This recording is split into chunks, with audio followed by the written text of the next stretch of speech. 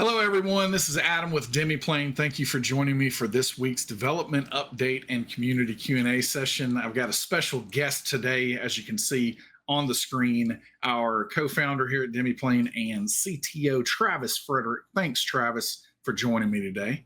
Yeah, happy to be here. Thanks for having me on. And we're going to get into plenty about what you do and everything else. But for people that might not know out there, let's go ahead and do a quick introduction. People can see some of your past life on the screen now because I just couldn't resist putting in an image of you squatting down. Tell everyone a little bit about yourself. Yeah, that was far younger days for me over there. But yeah, so I'm Travis Frederick. I'm the co-founder and CTO here at Demiplane. I'm sort of a technical background. I double majored in computer engineering and computer science at the University of Wisconsin, where I also played football. I ended up getting drafted in the first round of the 2013 draft to the Dallas Cowboys, and I played 7 years there. I got a wonderful opportunity to go to 5 Pro Bowl games and a number of other really awesome things. And then I retired from football so that I could work full-time on Demiplane, which is something that I enjoy probably even more than I did playing football. So now I get to work with the awesome team that we have here and continue to see the team grow and everything that we got going on grow. I love the story that I hear you tell, sometimes, because we end up in all these meetings where we're meeting new partners and everything else, all the exciting things that we have going on. But you always mention that, when you were about to get drafted, that you had friends in college that were going off and getting, technical jobs out there in the workplace. And even though you were about to go to the NFL, you were a little bit jealous of what was happening with them. So It definitely was. I love tech and I love computers. Back in college, I was doing transistor level design of the microchips and things like that, and it was so much fun. It was so interesting for me. But football is a great opportunity, and I couldn't pass that by to get a great start in life for my family. But excited to be back in the tech space, that's for sure. yeah.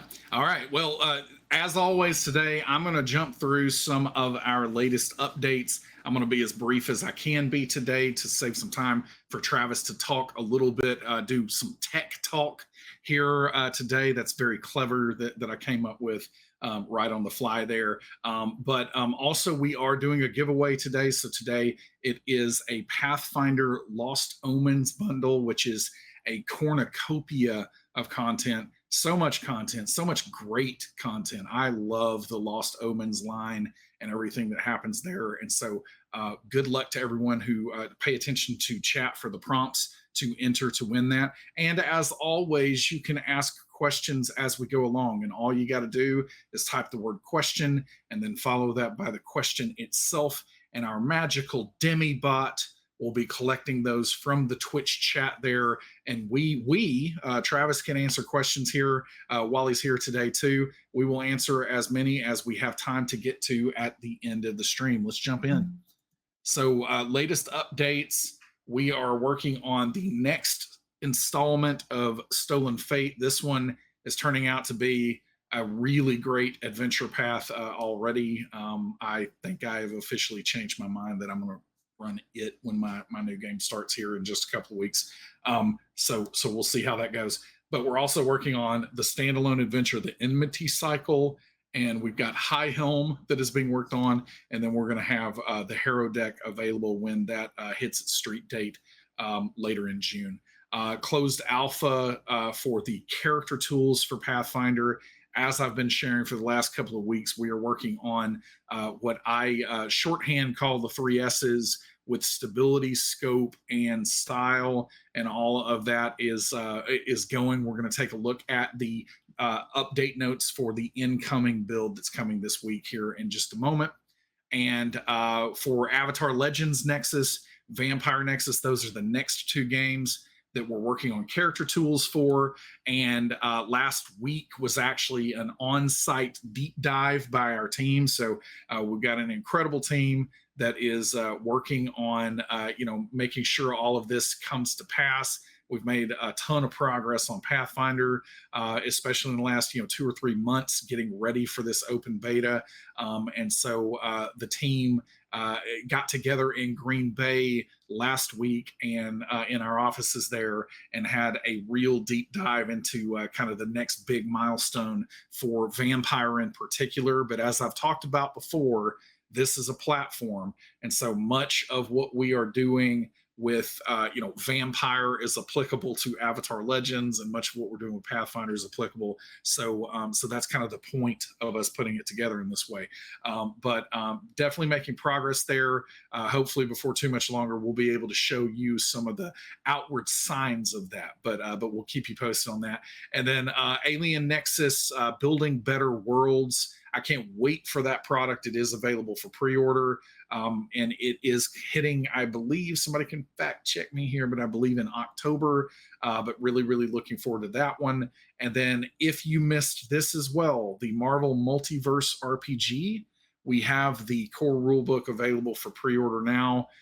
We're excited to be supporting that game as it exits its playtest period a little bit later this year. All right.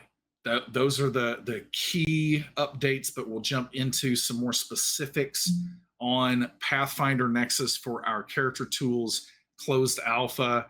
We are certainly getting to the to the outer rungs of the end of this closed alpha. So we're starting to get into a little bit more nitty gritty and getting things ready for that public open beta. But as you can see, I'm not going to read everything that's on the screen here. We're going to post these update notes when the build goes out. Likely tomorrow is kind of our gut check right now. But when those come out, these update notes, the full notes, will be posted to our forums, and we'll kind of mirror that in Discord. But you can check that out when the build goes live. But again, the 3 S's, we're talking about stability and scope and style here, and all of those activities are going on behind the scenes. We're getting to the point where so many updates are being made, especially to things like class features. So kind of thumbing through the notes here, you see we've got barbarian, bard, druid, oracle, rogue, sorcerer. I think we got swashbuckler, witch, wizard. So all of these classes are seeing updates, and that is going to continue to happen. As we come up to the open beta. What we're really excited about is, I know in a past life when we were trying to fill in the blanks of things that we wanted to provide a little bit more automation or convenience for, it was really, really tough to add in new things and to hook things up for some of the classes. But we are really finding that the approach that we've taken here provides enough flexibility and power for us to make several of these kind of updates, even in the period of a day at this point. And so very excited to see all of this start to coalesce. And there's going to be more and more of this in the next few weeks as we're getting ready for the open beta. And then, last I'll end up here, several feat updates. If you've played Pathfinder 2nd Edition, you know that they have a few feats in the game. And feats are, one of the arguably most fun parts of the game. And so, we're going in and, hooking these things up in our engine system as well. So really making progress there, and we'll continue to post that as we make it. And honestly, as much as we have for notes here, there are some things that are still happening that are falling through the cracks a little bit that might not even be reported in the notes. And that's kind of a byproduct of the alpha environment, because everything's in so much flux, and we're all working toward that goal of getting this out for that public launch. And so, when we're on the other side of that, we're going to, be a little bit more rigorous with the update notes. But so much is changing just on a moment by moment basis now. That as you log back into the alpha, if you haven't been there in a while, if you log back in, you're going to see a whole lot that has changed in a relatively short amount of time. And that's going to continue for the next few weeks. All right. I think that is it for our latest updates. It is time for a giveaway. So pay attention to all the prompts in chat, And good luck. I hope all of you win, but only one of you will. So good luck to everyone out there. And that is a Lost Omens bundle for Pathfinder Nexus. Really great content there. And then finally, I'm going to get into our upcoming stuff, and then we're going to let our CTO Travis do a little bit of tech talk here. But for Pathfinder Nexus, we've been talking about this open beta. It is hurtling toward us at this point. We're working on. We actually, I think we got content last week for Rage of Elements, so it was very exciting to dig into that. And start looking at what's coming in Rage of Elements. So we're going to be working on that one. We've mentioned the remaster project. Not going to say too much more about it at this stage, other than we're going to be supporting it naturally with Pathfinder Nexus as an official digital tool set. And then PaizoCon Online. So this is coming. Let's see. I'm going to look at a calendar here just to make sure I say the actual right date. So that is going to be the 27th, Saturday the 27th. We've got a panel, so I'm basically going to be doing a dev update there during that panel, and excited to share the latest greatest of what's going on during PaizoCon Online. 5e Nexus, we're really close to talking about some of the partners that we're going to have on that coming to early access here before too much longer. On stream programming, Enemy of My Enemy debuted this last week. If you haven't caught that yet, I'm going to hope that Josh is going to be in my ear letting me know, when that VOD for the first episode might be landing. Wednesday. All right. So the VOD for the first episode should be landing Wednesday. And this first episode really was a hit. It was great. The cast was great. How they're doing the production, everything is really compelling with this. And so if you haven't watched this, then catch up with that first episode and follow along for the next 4 episodes. So that's coming again this Friday for the second episode. So you got a little bit of time to catch up. But this is, some hunters working with some vampires. So a unique situation and a really great show. So check that out. And then we've got the Claw Firm. So we should be sharing some more definitive news for the Claw Firm by next week. So we'll keep everybody posted on that. And then Children of Erte, we've got a new episode tonight at 6 p.m. Pacific. And there is, there's new little recap music video that is going to be available tonight. And this time I had some wonderful help from a dear friend. So check that out. I think that's going to kick off the show tonight at 6 p.m. Pacific. And then, finally, I'm just going to say, because it's important to me, that I don't take too much time off, but I am not going to be anywhere around a computer. I'm going to be around a console this Friday. So if you celebrate Zelda Day, then I am really, really happy for you. I'm very happy for me, and I'm going to be crying happy tears of the kingdom here coming Friday. I don't think I have taken off to play a video game in literally years, but this is one that's going to warrant it for me. The Legend of Zelda is the very first, my very first introduction to RPGs. That beloved gold cartridge back in the NES days, and so huge Zelda fan, and very excited for this Friday and what's going to happen there. So if you celebrate with me, then happy Zelda Day, and I hope it's everything that we wish it will be. All right, it is time. I spit all of that out way quicker than I normally do, where we would have a little bit of time, Travis, for you to do what I'm just dubbing Tech Talk. So I have no idea what you're going to share, but I'm going to let you get to it. Yeah, well, I appreciate it. It's a good name. I'm really glad that you came up with it. I saw somebody in chat put Travis's Tech Talk, so we can get as much alliteration in as possible. Perfect. I'm a big fan.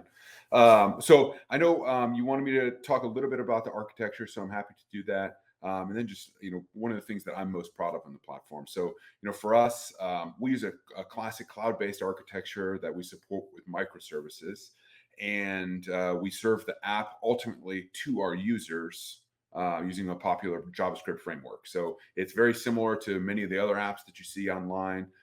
It's not served to you directly as a HTML pages on each one. We do consider it as an app, and that's why our URL is app.demiplane.com. It does all live there. But honestly, the thing that I'm most excited about and I'm most proud about, and I know that Adam, you've touched on this before, is the internal tools that we've built. And so the people on the outside are awesome viewers and fans and users. Don't always get to see the tools themselves, but they get to see the benefits of the tools. And it's worth talking about the amazing system that we have that allows for publishers' games, to be able to take those files in, translate them into the formatting that we use on our platform, and also be able to pull all the information out very, very quickly, and be massaged very easily and quickly by our game content team. That team is full of rock stars. It's really amazing to watch those books go through, and then be spit out on our side. Just super, super well done. So that's one of our awesome tools. But we have a system behind the scenes that allows us to manage the content, and show which things are available, which things aren't available, where they sit in pre-order, and all sorts of things that handle the content digital rights management. So digital rights management is a kind of a large undertaking, having to understand who owns what, when they own it, especially when you add sharing on top of it. Once you get sharing into it, then you have temporary ownership as well. So doing chain of custody and who owns what and why is a little complex, but those types of problems are the ones that are fun for us tech people to solve.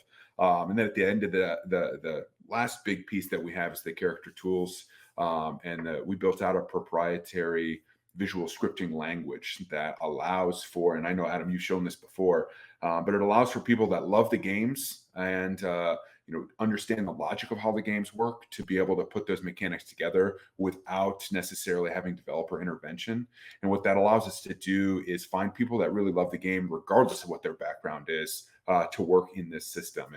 And Adam's shown it, and I think you can see it in the updates. Over the last couple of weeks, we've really picked up the pace.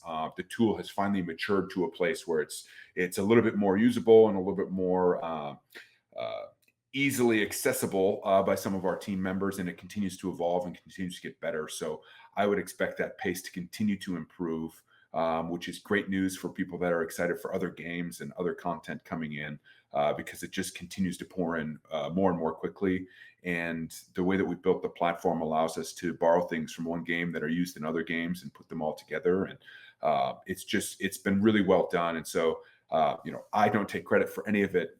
We have an amazing tech team. We have an amazing product and game content team that have worked together, put their heads together, and found a way that we can build something that works really well across the board and can ultimately serve our users as quickly and as best as we can. And we've really done really well with that. So really proud of that. Awesome.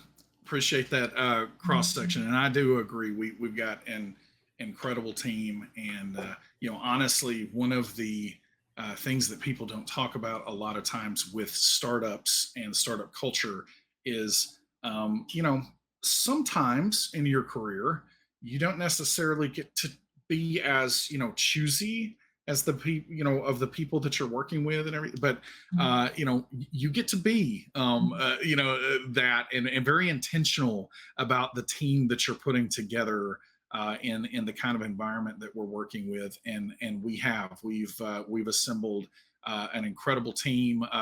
Many of the people that are in my organization I worked with in the past life and saw directly, exactly how much of a rock star they were, and so yeah, it's been really something to see all of this start to come together. And it's been a long road, like building something like this.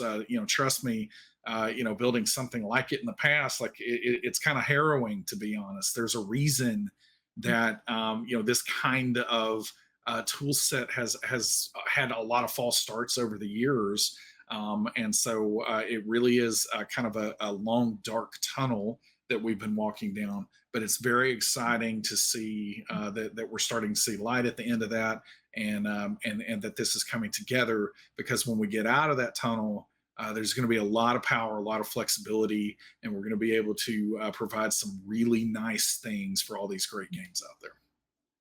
Absolutely. All right. Let's get into some questions. We got about 10 minutes, and I had the benefit this time of being able to see some questions come in while I was, not talking. And so I normally don't do this. I normally just go to the list and start going through them. But I saw one come in that actually is really important to me. And so I'm going to single it out and go with it first. But it's from the blind underscore GM. Has any focus been given to accessibility during the design and development process? It would be a shame if gamers with disabilities were left behind with Demiplane, as they so often are with other projects and developers.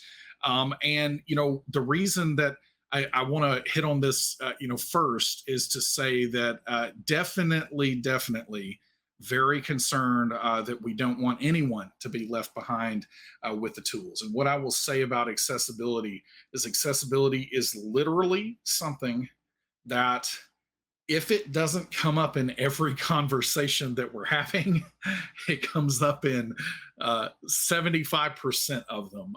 It is something that is always something that we are talking about. One thing that I will very transparently share is that there are levels and degrees of accessibility, and so even in my past life, I found out that simply getting content for games and digitizing that and putting it into this website delivered format, that is a major step in accessibility over PDFs or any of the other options out there.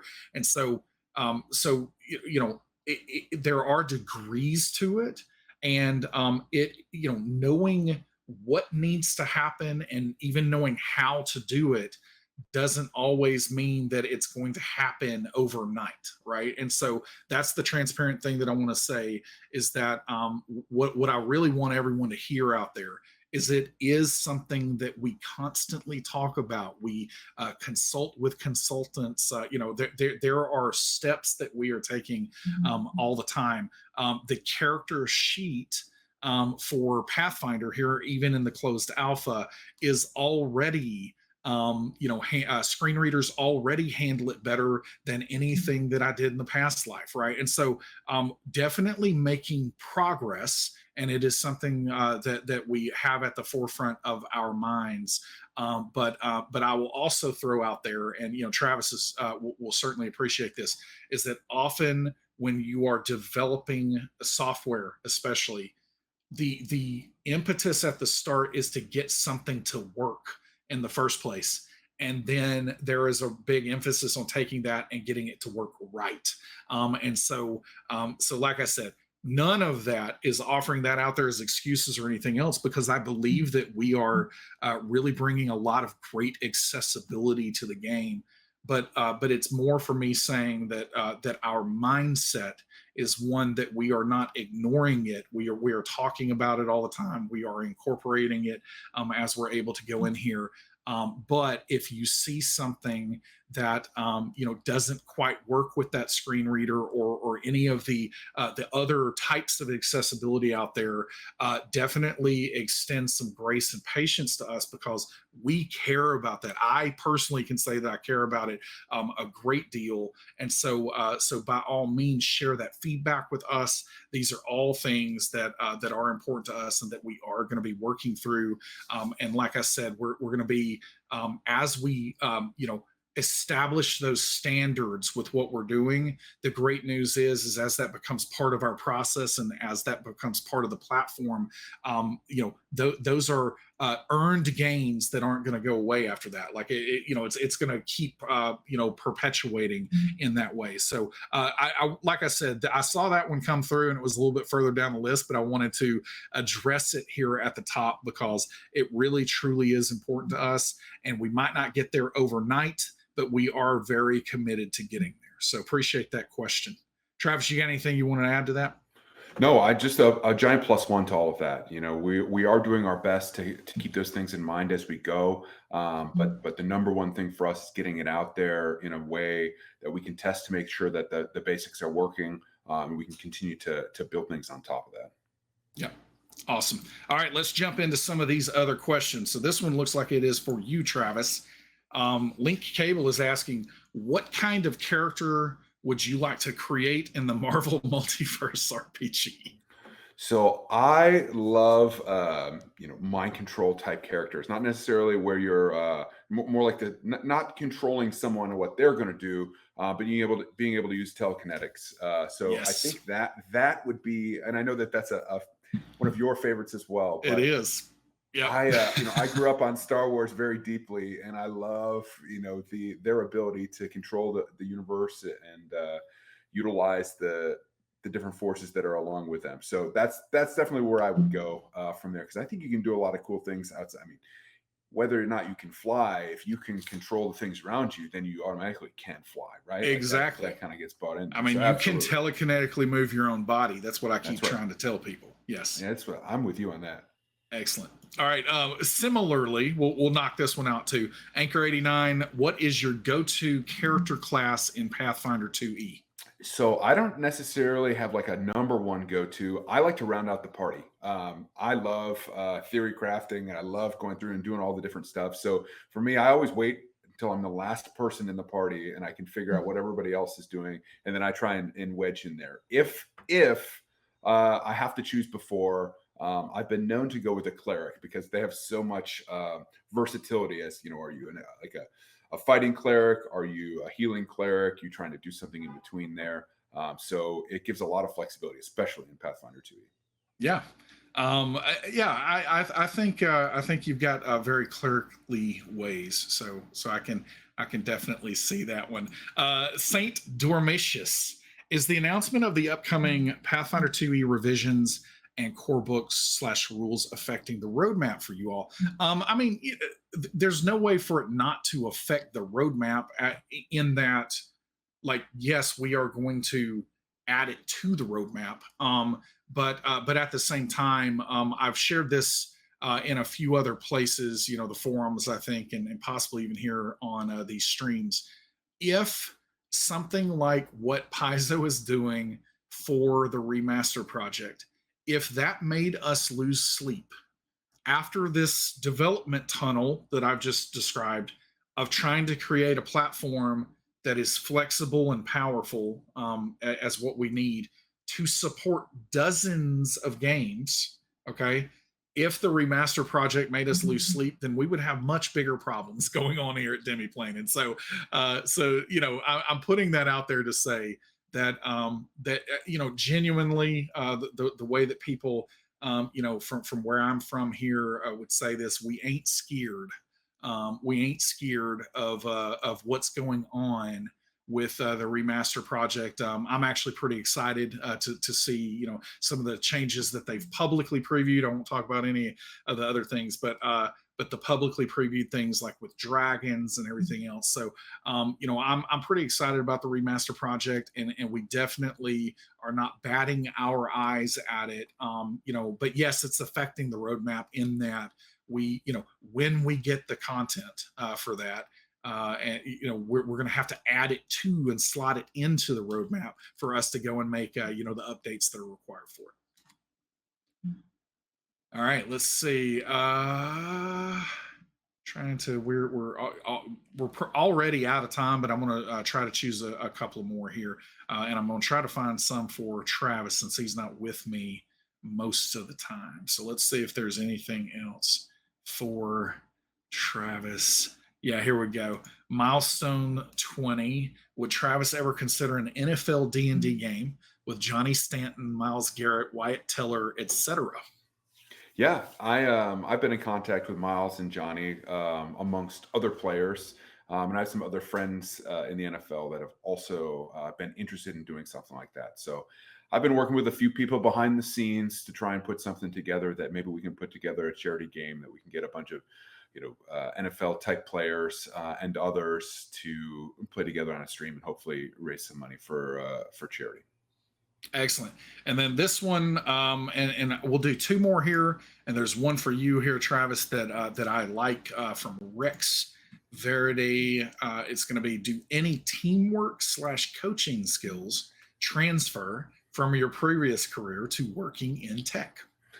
Yeah, there's a lot that have transferred over, and probably less so in the tech than it is in the management piece. So I have a team of people that work with me that I get to work with on a daily basis, and it was amazing how quickly I was able to transition from the NFL into a manager type position, because turns out that just like I was in charge of making sure my offensive line and my offense knew everything that was going on and knew what adjustments would need to be made and what things that we had to learn from our mistakes on, all of those things happen every day on our team. So I just get to be a different type of captain. I was fortunate to be a captain there for the Cowboys.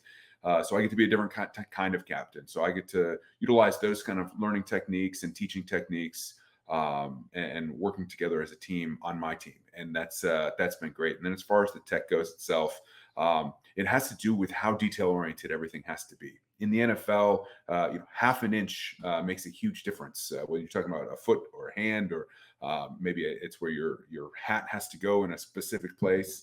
And those details are that important in tech. When you miss one little thing, or you don't think about a certain situation, or don't consider all of the options, it can really be problematic as it comes out the end. So all of those things have translated really well. Excellent. All right. And all right, I'm going to try to squeeze in two more because this one's quick. Anchor 89.